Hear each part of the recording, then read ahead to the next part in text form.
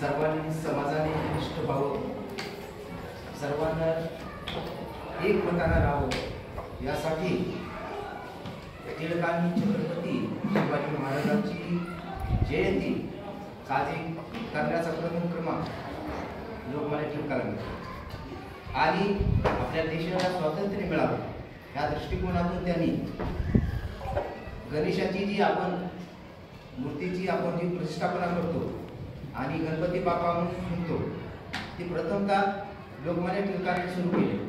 याचं कारण एवढंच होतं की आपण सर्वांनी एकत्र यावं आणि भारताला स्वातंत्र्य मिळवण्यासाठी आपण इंग्रजांशी लढा करावा।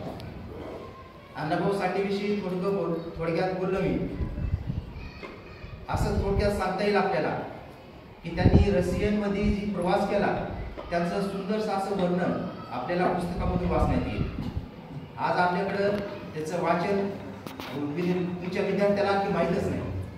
त्यांनी फक्त 1.5 दिवस शाळा शिकली असं आख्यायिका आहे, फक्त 1.5 दिवस शाळा शिकली। त्यांनी किती शिकले ती आपल्याला माहीत नाही, पण असे अंदाज आहे असं सांगतात की किती दिवस शाळा शिकली आणि त्यांच्या जीवावर त्यांनी कादंबरी लिहिल्या, फकीरांनी कादंबरी त्याच्यावर कितीतरी चित्रपट बनले फकीरा आणि जी कामगार आहे त्या कामगारावर सुद्धा त्यांनी भरपूर लिखाण केलेलं आहे।